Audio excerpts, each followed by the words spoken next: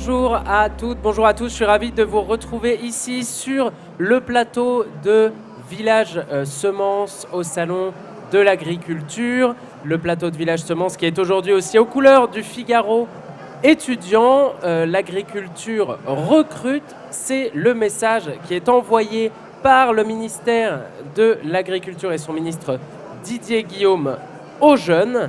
Et l'agriculture recrute pas seulement à la campagne, elle recrute également beaucoup de citadins. Il y a des opportunités qui sont à saisir dans le secteur. Elles sont assez nombreuses. Pour en parler, je vais accueillir Sophie de Tarlet. Bonjour Sophie. Bonjour Louis. Sophie, vous êtes rédactrice en chef du Figaro étudiant. Alors Sophie, on entend souvent dans les médias dont on fait partie des témoignages d'agriculteurs en souffrance qui ont du mal à finir les mois. Et pourtant, on est curieux d'apprendre ce que vous allez nous dire aujourd'hui, que le métier recrute encore des jeunes. Il y a énormément d'offres d'emploi. On est assez étonné de ça, non Sophie? Oui, alors je suis allée sur le site de Pôle emploi pour vous, Louis, et pour tout le monde, pour voir s'il y avait des offres d'emploi dans ce secteur. Et j'étais assez étonnée, en tout cas il y en a plus que dans le journalisme. Hein. Oui, ce qui n'est pas difficile. Voilà, j'en ai trouvé 5000, dont 3000 en CDI. Donc 5000 offres d'emploi aujourd'hui sur le site de Pôle emploi à la section agriculture. Dont 3000 en CDI, donc c'est pas mal du tout. Moi j'avais vu aussi une étude de France Stratégie qui même pour l'avenir prévoyait 18 000 postes de cadres dans l'agriculture d'ici 2022, donc c'est quand même des chiffres assez positifs. C'est quand même pas mal, je crois qu'il y a, ce que vous disiez aussi Sophie, il y a plus de 200 000 jeunes qui sont formés dans l'enseignement agricole en France, donc c'est énorme. Parmi ces jeunes qui sont formés, ils veulent évidemment trouver un métier dans l'agriculture. Quels sont ces métiers qui recrutent en ce moment, Sophie de Tarlet? Alors d'abord, c'est vrai qu'il y a beaucoup de jeunes qui sont formés dans l'enseignement agricole. Lorsqu'on habite Paris, on ne le voit pas toujours parce que ce sont des lycées qui se trouvent à la campagne. Ouais.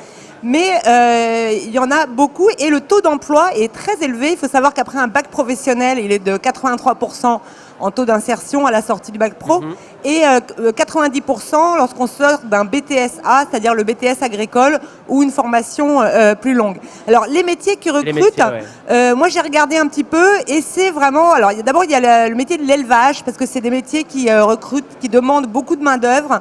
Il faut s'occuper des bêtes, il n'y a pas de pause, hein, il faut les nourrir même le samedi, même le dimanche, même pendant les jours fériés. Donc les exploitants agricoles ont souvent besoin de recruter des gens pour leurs exploitations. Alors moi j'ai vu une petite annonce sympa, par exemple si élever des chèvres c'est votre rêve, hein, Louis, vous avez envie d'aller élever des chèvres? Je peux aller élever des chèvres, oui. Voilà, alors par exemple ça peut devenir une réalité dans la Vienne, à Frontenay-sur-Dive. Vous travaillerez, alors j'ai noté les horaires de travail, de 6h30 à 10h30 et de 16h à 19h. Alors, il faut et se lever un week-end sur deux. Hein, pour aller pailler les bœufs, nourrir les chèvres. Pour les traits. Donner le biberon aux agneaux, tout ça prend du temps. Voilà. Et puis, il y a un deuxième métier où j'ai vu pas mal d'annonces aussi, c'est tout ce qui touche au matériel agricole. Je ne sais pas si on a vu ici, il y a beaucoup de machines, des machines parfois assez dingues, hein, qui sont tellement perfectionnées. Moi, ça me fascine, tous ces énormes tracteurs. Et bien, tous ces tracteurs, ça demande beaucoup aussi de main-d'œuvre pour les vendre, pour les réparer, pour les utiliser. Lorsqu'on ramasse le raisin, souvent, il n'est pas ramassé à la main, il est ramassé par des machines. Et ça, des métiers plus de mécaniciens aussi alors. C'est des métiers de mécaniciens, mais c'est aussi le secteur agricole, tous les métiers et aussi pour vendre ces outils. Et c'est un métier qui recrute.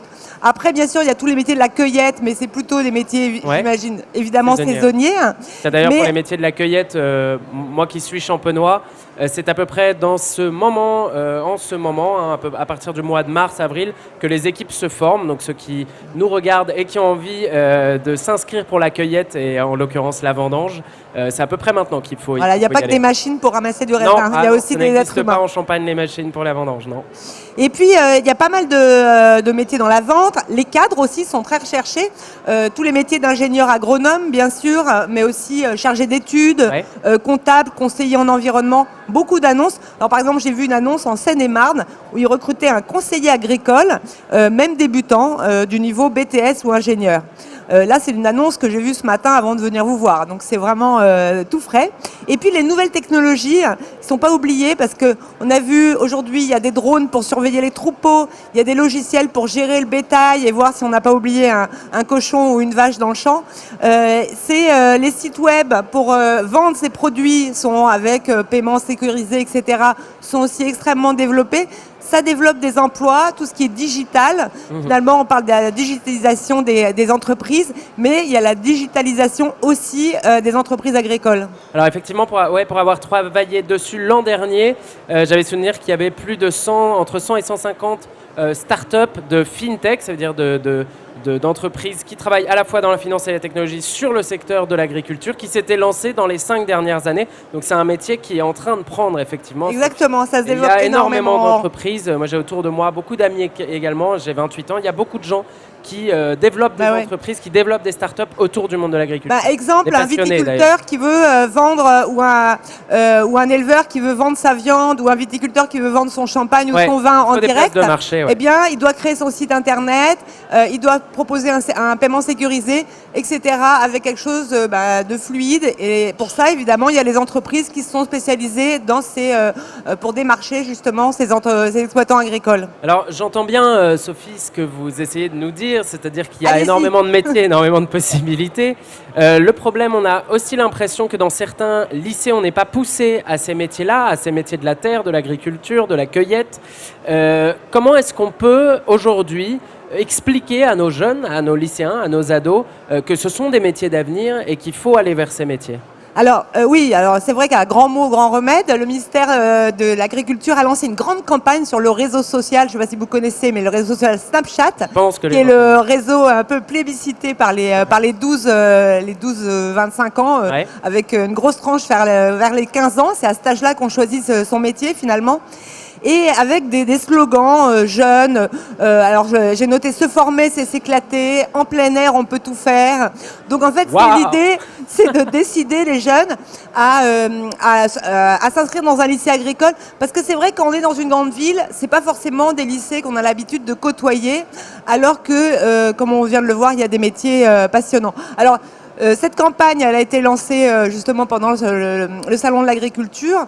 Et l'idée aussi, c'est de faire un accord entre l'enseignement agricole et l'éducation nationale qui se rapprochent. Et pour ça, le ministre de l'Éducation nationale, Jean-Michel Blanquer, va venir cet après-midi. Sur le salon, Aujourd'hui, sur le salon, vous aurez peut-être l'occasion de le voir, avec le ministre de l'Agriculture, Didier Guillaume. Ils signeront un accord pour que justement l'enseignement agricole soit beaucoup plus visible dans l'éducation nationale. Parce que c'est vrai qu'on avait l'impression que c'était deux univers qui ne se parlaient pas. Donc c'était un petit peu dommage. Je crois qu'il y aura Muriel Pénicaud aussi, la ministre du Travail, qui sera là. Sophie, on a encore un petit peu de temps, alors je voudrais faire un point avec vous sur les formations. On a parlé des métiers. Pour accéder à ces métiers, il y a des formations. Quelle formation aujourd'hui vous conseilleriez aux jeunes qui nous regardent, à leurs parents qui nous regardent aussi ? Qu'est-ce qu'on peut faire aujourd'hui ? Alors d'abord, peut-être pour être agriculteur, il y a un niveau qu'il faut avoir minimum. En fait, c'est un certificat agricole qui est du niveau du bac pro, mais qu'il est indispensable d'avoir, je dirais, pour s'installer et puis pour bénéficier des aides, surtout de l'État. Donc ça, c'est un minimum. Mais la plupart des jeunes, ils sont de plus en plus diplômés, ceux qui s'installent comme exploitants. Ils sont de plus en plus ont des BTS, c'est-à-dire le BTS A. J'ajoute qu'il est le BTS A, le BTS agricole, et sur Parcoursup. Donc vous pouvez tout à fait faire vos choix sur Parcoursup cette année et choisir ce type de BTS. Et puis, il y a tout ce qui concerne les écoles d'ingénieurs. L'ingénieur agronome. Ingénieur agronome. Juste une petite parenthèse sur le BTS, il y a énormément de spécialités. Il y a tout, il y a l'élevage, la viticulture. Il y a des spécialités finalement pour tous les goûts et pour tous les domaines de l'agriculture. C'est très très vaste. Il peut se faire en apprentissage. Donc c'est vraiment quelque chose de très intéressant. Concernant les écoles d'ingénieurs, de plus en plus d'étudiants en école d'ingénieur se lancent dans le métier d'agriculteur, alors qu'avant, souvent, ils allaient dans la banque pour être trader dans l'achat de céréales, etc. Là, aujourd'hui, il y en a qui font ces écoles pour devenir vraiment agriculteurs. Et je dirais pour y aller, il y a des écoles qui s'appellent les écoles de la FESIA, des écoles Unilassal Beauvais, des écoles post-bac d'ingénieurs qui sont accessibles après un bac scientifique ou un bac technologique.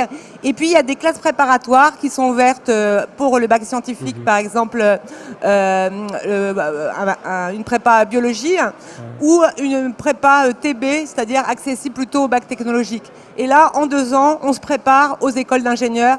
Beaucoup sont gratuites, donc c'est pas des études qui vous coûteront cher, et ça c'est important. Il faut savoir que le secteur agricole est quand même, tout est fait pour vous aider justement à rentrer dans ce secteur.